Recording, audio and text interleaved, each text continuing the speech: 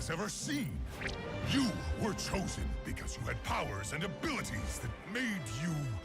You joined because you...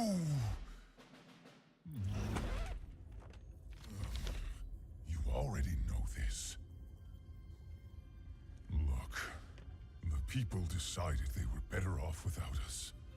They even called us criminals. They tore our family apart. But look around! Someone has to do something! We have to do something! We can make a difference again. The world needs us now, more than ever. Are you with me?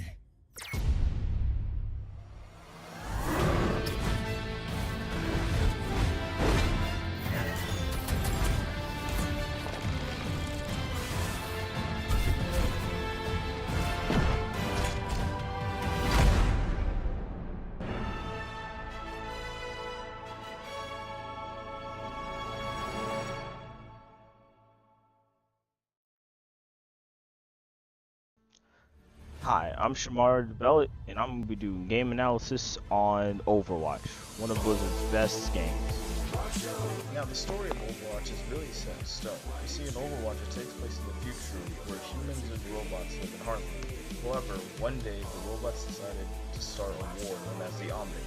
That's when a new team known as Overwatch came to end the Omnic. However, when the Omnic war was over, people decided they didn't need heroes, leading to the disperse of Overwatch. Now, with a lot of rising conflicts happening around the world, Winston, the gorilla you saw in the intro, has banded all the Overwatch members together to save the world. So unlike many of Blizzard's games, Overwatch actually fits under the genre of first-person shooter. I mean, Blizzard was known for making games like StarCraft and World of Heroes, you know, giant MMO games where you have a bunch of players and you have to play with a keyboard and mouse. That's where Overwatch is different with specific abilities, and the other team has the exact same character, but they put it in first-person shooter form. So yeah, first-person shooter genre, but a little different, a little off. Its main likeness you can get from it, like a game very similar, is Rainbow Six Siege. So when it comes to control, Overwatch gives you a good amount of control, because you get now when you're playing certain modes, you can't choose any character. It's gonna be a hero limit, so you can only have one hero per team. So like only one person in the whole team can be Genji or Roadhog or any of them. But when it comes to game modes, it has a lot of control to that. You can do quick play, just jump right in. You can do arcade, which is a bunch of game modes, and you can even do competitive. And you can also do custom games. You can choose who you want to play with and who you never want to play with ever again. So it gives you a good amount of control, and especially since each decision counts, because you want to get the specific character to do a specific thing, or you just want to play a game mode so you'll be able to get your skills up and get a lay of each map and its flank point. But another similarity is really TF2. Now the only difference, main difference between the two is that with TF2 you can get different weapons for each character. So like in TF2 you can give a soldier like a shovel that can insta-kill people.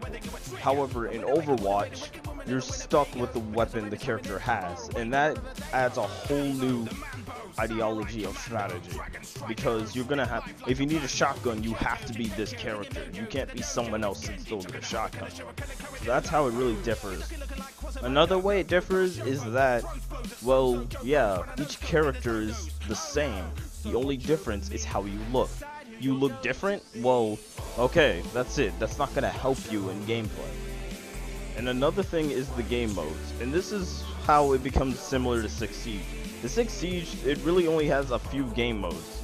It has Deathmatch, Capture a Point, and Control and Defend a Point. And that's kind of the same as Overwatch.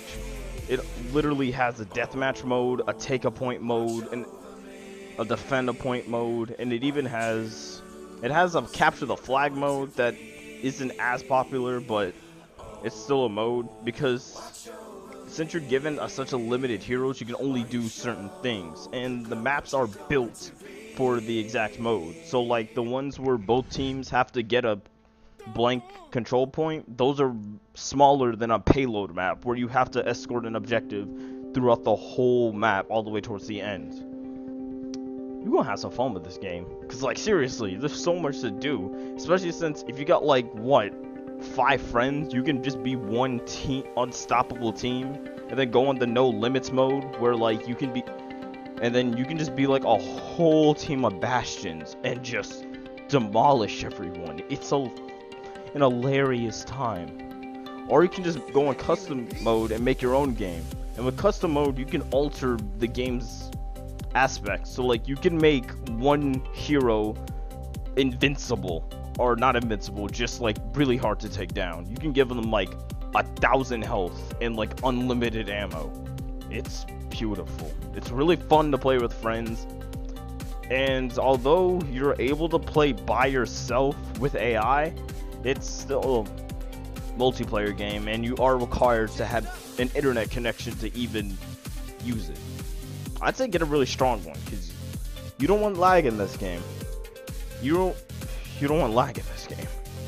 It will cost you, especially in deathmatch. Oh boy, I love the art in this game, because each character is just so amazing. Like, when I got the beta, just by looking at the characters, you know some have like shared stories, or have met each other in their origins. And it's amazing, especially with the tiny details they do. Like, I've never seen a game where you could punch a fire extinguisher and actually see it move as the gas flows out of it. Like, that's amazing. And I always do that every time I'm in the spawn room, just mess around with all the objects and objectives. It's just beautiful. And especially with the maps, because like most payload maps, although there is no story of what's happening, you can get some context clues. Like in London or King's Row, futuristic London, you're escorting this object, but at the end goal, it's a factory. So then you can just make the context like, okay, so we're putting this device in this factory, and at the end, it kind of emits an EMP. So then at the end, just like, okay, sweet, we're bringing this to a factory so it can explode and shut it down. And it's just amazing because it also has like a little context clues of the story. Each character is different, and although, I mean, the main colors of use are like blue, red, yellow, and green, each character is still able to become different, and with their skins, with their gadgets, it's a lot of art. It's a lot. It's beautiful. Nothing's left out, and they pay attention to every little detail. It really corresponds with their. It corresponds with the animated shorts, strangely too. So like, say that in the short, like in their origin, they get stabbed in the arm. Well, in the game, you're gonna see that scar on their arm from the actual short about their origin. So it's amazing. They keep everything in check. All the characters look beautiful. Even some early concept designs soon become skins, and that's even better.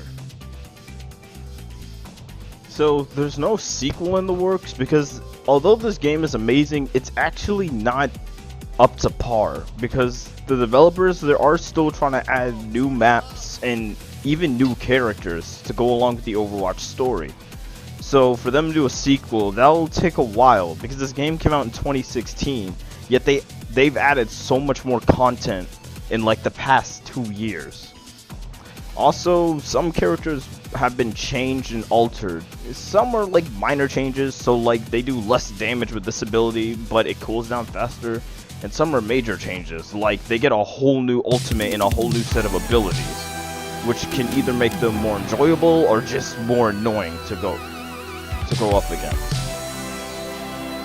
I give this game a good 10 out of 10. I mean, it's beautiful. It's just one of the best games. Although I hate May, because she doesn't do anything. She just freezes you. Well, you get stabbed in the eye. That's not fun. But everything else is, sure, some players are extremely toxic. And some, well, are just little kids who just want to play Fortnite and they have no idea what to do. And that can really hurt you, because the main thing about this game is being a team. If you're not a team, then there's a good chance you're gonna fail. So yeah, teamwork makes dream work. Or you could just be Bastion and carry everyone. Your choice. And that's the cool thing. You get choices. You get to play. If you want to be a tank hero and literally rush through everyone, then go ahead. You want to be Sombra and give everyone a hard time? Why not? And so yeah, I like it. Has good ratings. Is beautiful. Really hate May. Like this game. Give it a like. Its ESRB rating was teen because some characters, I don't know, some bleed, and it's not like gory blood. It's like when you hit them, a little blood effect will come out, and with robots oil. And yeah, some characters say damn in like different languages. That's cool, but I guess, I don't know, 10 kids wouldn't like that. It's a good rating. I would recommend it to anyone who likes team-based combat. Basically, in a sense, it's like a dimmed-down version of Siege.